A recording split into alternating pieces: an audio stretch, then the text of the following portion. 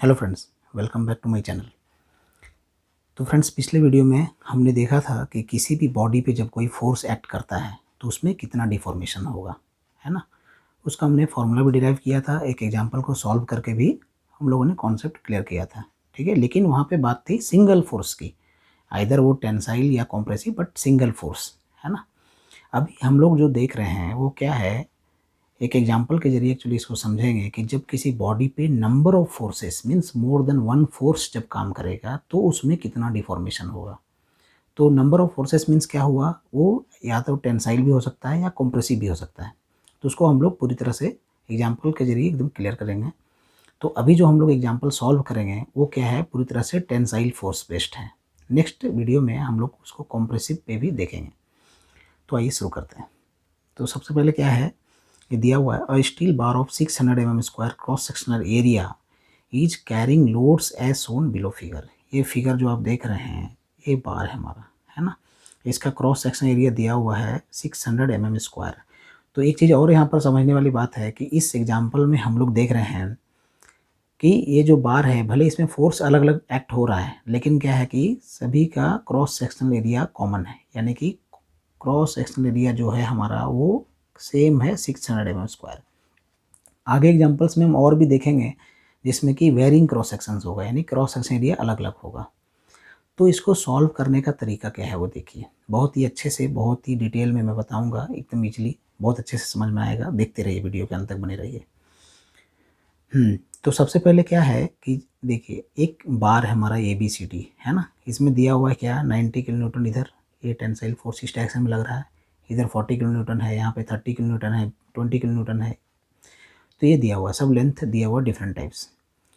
अभी इसको सॉल्व करने का सिंपल तरीका बताते हैं क्या है, एक ट्रिक्स क्या है कि जब भी इस तरह का हो, जब नंबर ऑफ फोर्सेस उस पर काम करेगा तो उस पर पहले क्या करेंगे कि उसमें जो हायर फोर्सेस, क्योंकि हम जानते हैं जब भी इलोंगेशन हम निकालते हैं तो क्या होता है कि हम या तो टेंसाइल हो या कॉम्प्रेसिव हो, क्या होगा, वो अपोजिट डायरेक्शन में, इक्वल एंड अपोजिट डायरेक्शन में फोर्स एक्ट होता है, ठीक है। मतलब यदि हमारा इधर 40 है तो ये बॉडी, इसको यदि हम अपोजिट में भी 40 न्यूटन डालना पड़ेगा, किलो न्यूटन जो भी है फोर्स।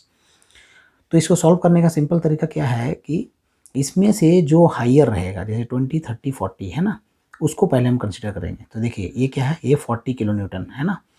तो डी पॉइंट में यदि 40 किलो न्यूटन है तो इसके अपोजिट में भी हमें 40 किलो न्यूटन चाहिए। तो कहाँ मिलेगा, सी पे तो मिलेगा नहीं, क्योंकि यहाँ पे 30 किलो न्यूटन ही है और वो भी इस डायरेक्शन में है, हमको चाहिए इस डायरेक्शन में। यहाँ भी नहीं मिलेगा, यहाँ भी 20 किलो न्यूटन है और भी सेम डायरेक्शन में है, लेकिन हमें चाहिए अपोजिट डायरेक्शन में। तो हम देखेंगे क्या, यहाँ ए पॉइंट पे ये अपोजिट डायरेक्शन में, ये इस डायरेक्शन में है, यदि हमारा राइट साइड में है तो ये लेफ्ट साइड में अपोजिट डायरेक्शन में होना चाहिए। तो ये 40 है, तो 90 को हम यहाँ पे 40 कंसिडर करेंगे कि हम इसको 40, ये पॉइंट पे पहले हम एक फोर्स कंसिडर किए जिसमें एक 40। तो एक हमारा एक स्प्लिट हो गया AD, एक बार हम जो लिए वो AD बार है, उसमें से सिर्फ 40 किलो न्यूटन ही हम कंसिडर किए, 40 किलो न्यूटन का टेंसाइल लोड लग रहा है।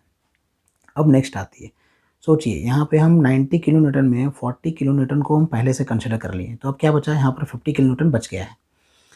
तो अब देखिए, अब फिर नेक्स्ट हायर क्या है, 30 किलो न्यूटन सी पॉइंट पे। अब ये 30 है, तो यहाँ भी हम सोचेंगे इसके अपोजिट में भी मुझे 30 किलो न्यूटन चाहिए। तो 30 कहाँ से मिलेगा, अपोजिट में सिर्फ ए पॉइंट पे है।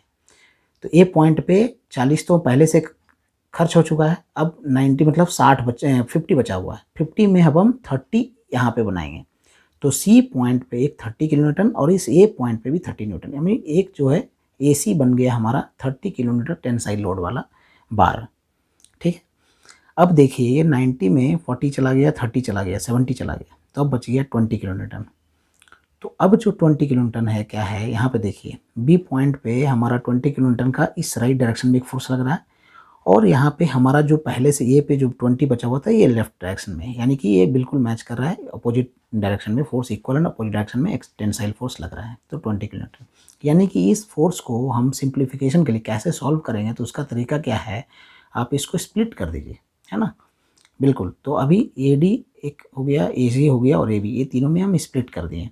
अभी स्प्लिट करने से हमारा काम बिल्कुल आसान हो गया। अब क्या करेंगे हम कि इसको जो है एक एक बार अब हम सिंगल बार समझ लेंगे, है ना। एक बार हमारा AD हो गया, एक बार हमारा AC हो गया और एक बार हमारा AB हो गया। और तीनों का हम इलोंगेशन निकाल देंगे, वही हमारा टोटल इलोंगेशन हो जाएगा। ठीक है, तो अब समझिए, यदि हम इसको मान लेते हैं, ये जो फोर्स हमारा 40 किलो न्यूटन है जो AD बार पे लग रहा है, वो यदि हम इसको P1 कंसिडर कर लेते हैं, ये उसी तरह AC पे जो लग रहा है इसको हम P2 कंसिडर कर लेते हैं, और इसको जो हम P3 कंसिडर कर लेते हैं। ठीक है, उसी तरह जो लेंथ है इसका AD बार का, इसको हम यदि L1 मान लेते हैं, इसको जो है L2 और इसको जो है L3। ये 2500 समझ रहे होंगे आप, क्योंकि कहाँ से AD means total length 750 add करेंगे तो 2500। उसी तरह से AC भी जो है, ये दोनों AC मतलब यहाँ से यहाँ तक 750 प्लस 1000 1750, और ये जो है 750, ये भी निकल गया। तो अब देखिए, हम लोग वही जैसा हम पहले बताएं कि पिछला वीडियो में हमने देखा था कि किसी भी बॉडी पे यदि हमारा फोर्स लग रहा है तो उसको क्या तरीका है हमारा निकालने का, है ना। वीडियो का लिंक मैं डिस्क्रिप्शन में दे दूंगा, आप उस वीडियो को देख सकते हैं। तो क्या है, देखिए अभी क्या है, इसमें हम जान रहे हैं कि फोर्स लग रहा है, तो इसमें क्या होगा, डिफॉर्मेशन का फॉर्मूला, इसको हम मान लेते हैं ये जो बॉडी है इसमें यदि जो चेंज हो रहा है यानी डिफॉर्मेशन, उसको हम डेल L1 कंसिडर करते हैं, इसमें उसी तरह डेल L2 और इसमें हम डेल L3। ठीक है, तो यानी कि टोटल इलोंगेशन। ठीक है, अब सोचिए डेल L1 क्या हो जाएगा, P1 L1 बाई AE, क्योंकि डेल L का फॉर्मूला हम लोग पहले पढ़े थे कि PL बाई AE। चूँकि P यहाँ पर P1 है, L यहाँ पर L1 है, और चूँकि क्रॉस सेक्शन एरिया कॉमन है इसलिए सिर्फ ये सबका, उसी तरह मॉडुलस ऑफ इलास्टिसिटी तो सेम रहेगा। ठीक है, तो उसी तरह से डेल L2 लेंगे, del L2 equal to P2 L2 by AE। ठीक है, और डेल L3 लेंगे तो P3 L3 बाई AE, है ना। यानी टोटल इलोंगेशन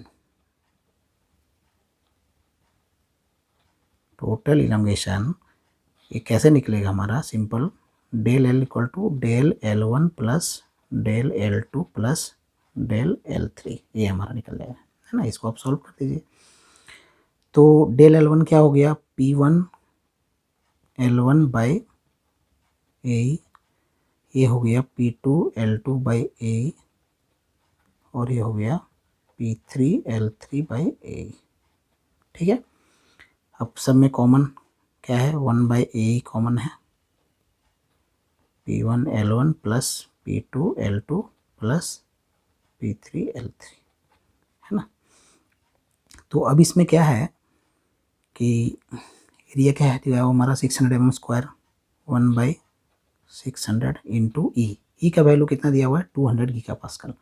तो आप उसको सॉल्व करेंगे, जैसे 200 गीगापास्कल है ना, 200 गीगापास्कल, इसको साइड में थोड़ा देख लेते हैं, तो क्या हो जाएगा 200 इंटू 10⁹, गीगा का वैल्यू 9, 10⁹ इंटू पास्कल। ठीक है, अब 200 इंटू 10⁹, 1 पास्कल इक्वल टू क्या होता है, 1 पास्कल 1 न्यूटन पर मीटर स्क्वायर। और जैसा कि पिछला वीडियो हमने बताया था कि कभी भी जब भी कोई प्रॉब्लम सॉल्व करेंगे तो उसमें कॉमन यूनिट में सबको चेंज करेंगे। जैसे यहाँ पर mm स्क्वायर है तो ये मीटर नहीं रहेगा, मीटर को भी हम लोग mm में चेंज करेंगे। तो क्या हो जाएगा, मीटर स्क्वायर, मीटर का 1 metre equal to 1000 mm means 10⁻³ mm। तो यानी कि ये क्या हो जाएगा, 1 न्यूटन पर 10⁻³ का स्क्वायर होगा ना। तो इस तरह से अभी 200 इंटू 10⁻9 और डिवाइडेड बाय क्या हो जाएगा 10⁻³ यानी कि 10⁻6, यानी कि 200 इंटू 10⁻3, ये क्या हो जाएगा न्यूटन पर mm स्क्वायर। तो इसको हम यदि वैल्यू बैठा देंगे यहाँ पर तो 200 इंटू 10⁻3 इसका वैल्यू आ गया, और बाकी चीज़ को फिर वैल्यू डाल दीजिए। तो P1 क्या होगा, P1 हमारा 40 किलो न्यूटन, यानी कि 40 इंटू 10⁻3 न्यूटन। ठीक है, इंटू L1 जो है कितना है हमारा 2500 हो गया, प्लस क्या है P2 कितना है 30 किलो न्यूटन, यानी 30 इंटू 10⁻3 इंटू L2 कितना है हमारा 1750, है ना। और उसके बाद प्लस क्या है P3 कितना है हमारा 20 किलो न्यूटन है, तो 10⁻3 न्यूटन इंटू L3, L3 कितना हमारा 750 mm हो गया।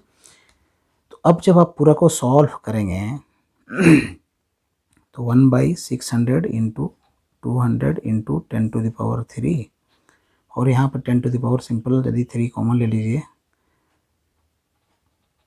तो यानी कि 40 इंटू +30 इंटू +20 इंटू 750। अभी इसको आप सॉल्व कर लेंगे, है ना। तो सॉल्व करने के बाद जो आपका वैल्यू टोटल आएगा वो क्या हो जाएगा 1.395। इसको मैं सॉल्व कर लिया हूँ पहले से, तो इसलिए 1.395 आएगा, है ना। तो यानी कि 1.4 mm आपका आंसर हो जाएगा। तो ये आपका यदि नंबर ऑफ फोर्सेज, यदि एक्सियल फोर्स मीन्स यदि सेम एक्सिस में नंबर ऑफ फोर्सेज जब काम करेगा तो उसमें टोटल डिफॉर्मेशन निकालने का ये तरीका है। ये हमारा सिर्फ और सिर्फ टेंसाइल, सब में देखिए टेंसाइल लोड ही हमारा एक्ट हुआ है। यदि कॉम्प्रेसिव लोड भी एक्ट होता है तो वो माइनस, वो नेक्स्ट एग्जाम्पल में हम लोग समझेंगे। तो ठीक है फ्रेंड्स, उम्मीद करते हैं आपको वीडियो पूरी तरह समझ में आ गया होगा। यदि आप हमारे वीडियो को लाइक करते हैं तो चैनल सब्सक्राइब करना ना भूलें। आपका सब्सक्रिप्शन ही हमारे लिए अप्रिशिएशन है। Thank you for watching.